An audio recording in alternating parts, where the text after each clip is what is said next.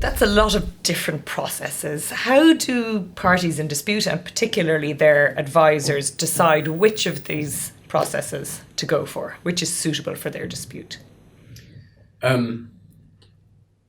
Often the decision will have been made earlier in the process because there'll be a contractual term which will identify how they're going to resolve any disputes.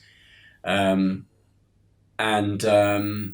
have to say that I don't think enough attention is paid to that decision when the contract's being drafted by the draftsman.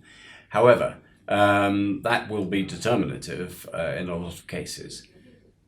Parties are always free to change their minds and do something different, and occasionally they do. The problem is that once parties in dispute, trying to get them to agree something new can be difficult. Mediation is, as I've said previously, often enshrined in the contract as something which has to be done, but often it's not. And so the parties' lawyers are able to make a decision at any time in a dispute to take it to any form of ADR. And the cost pressures, the time pressures, the disruption to the client of running a case are all really important factors that lawyers should take into account in considering how to handle a dispute. And it would be very rare in my practice for us not to plan for some form of alternative dispute resolution at some stage in pretty much every dispute we handle. And you mentioned a little earlier, and I know it's certainly the situation in Ireland now, that the court might even at the last hurdle say to the parties, why don't you go to mediation? Would you see that happening here, that a judge might recommend mediation as a last-ditch attempt to reach a settlement before it goes to a full hearing? Oh, yes, for sure.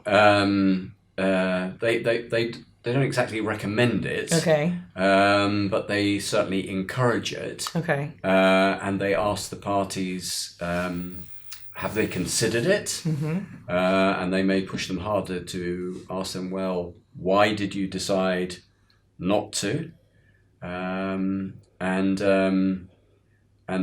through showing their judicial dissatisfaction with the fact that parties haven't attempted it, that can be quite a significant pressure on the parties to do it.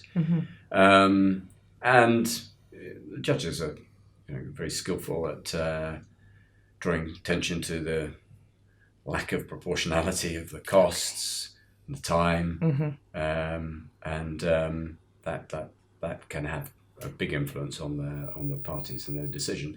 And sometimes you'll have one party who's really keen to try it, and the other party is reluctant, and that little nudge from the judge can sometimes get them over the line. So it sounds like really ADR can be considered and a process chosen at any stage of the proceedings, either before a dispute has even arisen in the form of a contractual clause, once a dispute has arisen, when the parties and their lawyer, maybe on recommendation of their lawyers, decide let's bring this to arbitration or mediation, and even as a last-ditch attempt, a judge might encourage the parties to consider using mediation at that stage. So it's open to the parties throughout. Yes, very, very much so. And I know of cases where the parties have mediated a dispute before the judge has delivered their judgment. So the trial is finished, record's been closed, judge has gone off to write the judgment, and the parties have actually then taken the case to mediation at that point and settled it. That's interesting. I haven't heard of that before. Yeah.